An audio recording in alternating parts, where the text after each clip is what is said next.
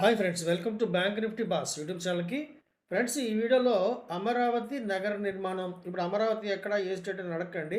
అట్లా అడిగితే కనుక మీరు తెలుగు వాళ్ళు కాబట్టి అర్థం అంతేనా. సో అమరావతి నగర నిర్మాణం శరవేగంగా సాగుతోంది. ప్రస్తుతం ఆంధ్రప్రదేశ్లో తెలుగుదేశం పార్టీ, జనసేన కూటమి ప్రభుత్వం, బీజేపీ కూడా ఒక అలయన్స్ అనుకోండి.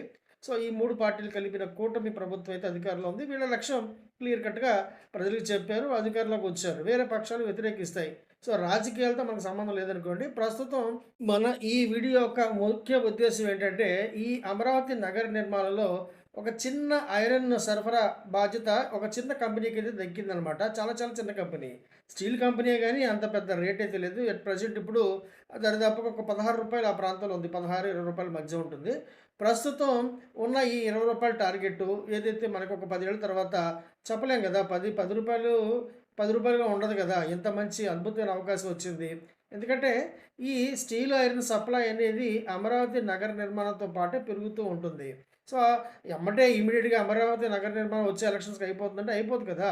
ఏ నగర నిర్మాణాలు కూడా 5 నుంచి 10 ఏళ్ళలోపు పూర్తవు. పట్టచ్చు, 10-15 ఏళ్ళు పడుతుంది. పట్టనివ్వండి.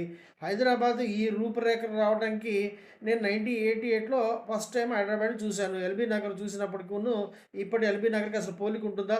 సో నగర నిర్మాణం అనేది జరుగుతూనే ఉంటుంది, విస్తరిస్తూనే ఉంటాయి. సో వీటి మీద రాజకీయాల గురించి చర్చ మనకు అనవసరం. మన స్థాయి ఎంత, మన ఉద్దేశం, అలాగే మన ఆలోచన ఎంతవరకు ఉందంటే, ఇందులో ఎటువంటి స్టాకు కంపెనీలు పాల్గొంటున్నాయి, ఎటువంటి లాభాలు వచ్చే అవకాశం ఉంది, మనం కొనొచ్చా లేదా, ఇదే కదా మన ఉద్దేశం. సో ఇప్పుడు ఈ స్టీల్ కంపెనీ యొక్క ప్రస్తుత ధర చెప్పాను కదా, రూ. 16 ప్రాంతాలు ఉందనుకోండి. 10 ఏళ్ళ తర్వాత ఎంత అవుతుంది? సపోజ్ ఇప్పుడు మీరు లేదా ₹1,00,000 తీసుకెళ్ళి బ్యాంకులో డిపాజిట్ చేస్తే 9 సంవత్సరాలకు డబుల్ అవుతుంది మహా అయితే. కానీ ఈ స్టీల్ కంపెనీ ఎంత అవుతుంది? 10 రెట్లు అవ్వచ్చు, 20 రెట్లు అవ్వచ్చు, చెప్పలేం కదా. ఎందుకంటే కంపెనీ ఖచ్చితంగా ఈ అమరావతి నగర నిర్మాణంలో భాగస్వామ్యం పొందింది, మంచి కాంట్రాక్టులు పొందుతుంది, లాభాలు ఉంటాయి. కంపెనీ యొక్క business, turn over, profits, revenue ఇవన్నీ పెరుగుతూనే ఉంటాయి. ఇదొక చక్రం కదా. సో ఈ కంపెనీ యొక్క బ్యాలెన్స్ షీట్ అద్భుతంగా ఉండబోతుంది, ఉంటుంది కూడా. ఎందుకంటే ఇంత పెద్ద బృహ నిర్మాణం చెప్పాలంటే, ఈ అమరావతి నగర నిర్మాణం అనేది చాలా చాలా పెద్ద మెగా ప్రాజెక్ట్ కదా. సో అటువంటి ప్రాజెక్ట్లో ఈ కంపెనీకి ఒక చిన్న భాగస్వామ్యం దొరికిందంటే చాలా చాలా అదృష్టం చెప్పుకోవాలి. మంచి కంపెనీ, చిన్న కంపెనీ. మనం ఈ ఆర్డర్ కన్ఫర్మేషన్ చేసుకొని ఒక చిన్న క్వాంటిటీ ఎంట్రీ తీసుకున్న తర్వాత ఇప్పటికే దాదాపు ఒక 5% పెరిగిపోయింది. సో దీన్ని, ఇటువంటి స్టాక్ని ఇప్పుడు ఎంట్రీ తీసుకొని ఇప్పుడు ఇన్వెస్ట్మెంట్ చేసి ప్రతి రెగ్యులర్గా ఇన్వెస్ట్ చేసుకుంటూ పోవాలి. ఇది పెన్నీ క్యాప్ కాబట్టి ఇప్పటికిప్పుడు ఇందులో లక్షలు లక్షలు పెట్టేయకూడదు.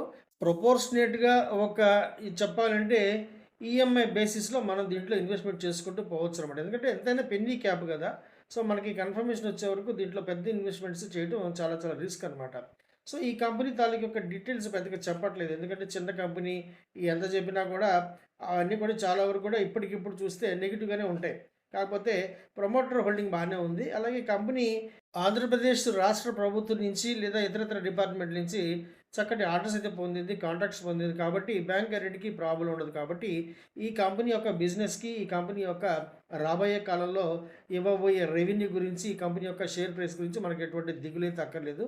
ధైర్యంగా అయితే కొనవచ్చు. స్టాక్ పేరు నేను ఎక్కడ కూడా చెప్పలేదు మీకు, ఎందుకంటే నేను సెబీ రిజిస్టర్డ్ కాదు కాబట్టి. గతంలో ఇలాగే మన వీడియోలు పెట్టి ఏదో ప్రజలకి మంచి సందేశిద్దాం, మంచి వీడియోలు అందిద్దాం ప్రయత్నిస్తే మన పాత ఛానల్ అయితే బ్రహ్మాండంగా రద్దు అయిపోయింది. దాదాపు 17,800 మంది ఉన్న మన పాత బ్యాంక్ నిఫ్టీ బాస్ అయితే రద్దు అయిపోయింది. అందువల్ల ఏ స్టాక్ పేరు కూడా మనం డైరెక్ట్గా రికమెండ్ చేయలేము. యూట్యూబ్ కూడా చాలా రూల్స్ అండ్ రెగ్యులేషన్స్ పెంచారు. అందువల్ల ఈ వీడియోల్లో చెప్పడం కుదరదు. అలాగే ఎవరికి కూడా పర్సనల్గా అయితే అడ్వైస్ అయితే ఉండదు. సో మీకు అర్థమైతే కొనండి, అర్థం కాకపోతే ఇటువంటి స్టాక్స్ని ఎలా సెలెక్ట్ చేసుకోవాలి, ఎలా ఇన్వెస్ట్మెంట్ చేసుకోవాలి తెలుసుకోవడం కోసం పెన్నీ స్టాక్స్ కోసం ఒక ట్రైనింగ్ అయితే తీసుకోండి. ఇంకా అర్థం కాకపోతే మన పెన్నీ స్టాక్ గ్రూప్లో అయితే జాయిన్ అవ్వండి. ఇంతకు మించి ఏం చెప్పలేం. వీడియో చూసినందుకు thank you very much. Thank you friends. నేను సెబీ రిజిస్టర్డ్ కాదు. నాకున్న బ్యాంకింగ్ ఎక్స్పీరియన్స్ ఎగ్జాక్ట్గా 25 years in a public bank as a senior మేనేజర్గా. అలాగే నాకున్న stock market experience more than 35 years ఇప్పుడు. ఈ ఎక్స్పీరియన్స్లో నేను పడిన అనేకమైన కష్టాల నుండి, నష్టాల నుండి నేర్చుకున్న గుణపాఠాల ద్వారా, నాకు నేనుగా స్వంతంగా డెవలప్ చేసుకున్న అనేకమైన టెక్నికల్స్ ద్వారా నేను మీకు ఎడ్యుకేషన్ మరియు లెర్నింగ్ పర్పస్లో నేర్పించే ప్రయత్నం మాత్రమే చేస్తున్నాను. నా స్టాక్ మార్కెట్ యొక్క ప్రయాణాన్ని, అనుభవాన్ని నేను మీతో పంచుకునే ప్రయత్నం మాత్రమే చేస్తున్నాను. స్టాక్ మార్కెట్లో మీరు ఇన్వెస్ట్ చేసే ప్రతి రూపాయి కూడా ఎంతో కొంత నష్ట భయం అయితే ఉంటుంది ప్రపోర్షనేట్గా. అది ఈక్విటీస్ కావచ్చు, డెరివేటివ్స్ కావచ్చు. అందువల్ల ఆప్షన్స్ ట్రేడింగ్ చేసేవాళ్ళు ఖచ్చితంగా ట్రైనింగ్ అయితే తీసుకోవాల్సి ఉంటుంది. పూర్తిగా మీకు పరిపూర్ణమైన నైపుణ్యం, అవగాహన అలాగే నమ్మకం వచ్చిన తర్వాత మాత్రమే మీరు ఆప్షన్స్ ట్రేడింగ్ చేయవలసిందిగా నేను సలహా ఇస్తున్నాను. అంతేగాని ఆప్షన్స్ ట్రేడింగ్ ద్వారా మీరు కోటీశ్వరులు అయిపోవాలని చెప్పి కోరికతో మాత్రం స్టాక్ మార్కెట్‌లోకి రాకండి. ఎందుకంటే స్టాక్ మార్కెట్‌లో ముఖ్యంగా డెరివేటివ్స్‌లో స్టాక్ ఆప్షన్స్ కావచ్చు, లేదా ఇంట్రాడే నిఫ్టీ, సెన్సెక్స్ లేదా ఇతరత్రా ఇండెక్స్ ఆప్షన్స్ కావచ్చు. ఇవన్నీ కూడా 100% రిస్క్‌నైతే కలిగి ఉంటాయి. ఇవన్నీ గమనించిన తర్వాత మాత్రమే మీరు ట్రేడింగ్ ప్రారంభించండి. ముఖ్యంగా ట్రైనింగ్ మీద బాగా దృష్టి పెట్టండి. అలాగే నన్ను కాంటాక్ట్ చేయాలంటే ఈ టెలిగ్రామ్ ఛానల్ యొక్క లింక్ ద్వారా సంప్రదించి వివరాలు పొందవచ్చు.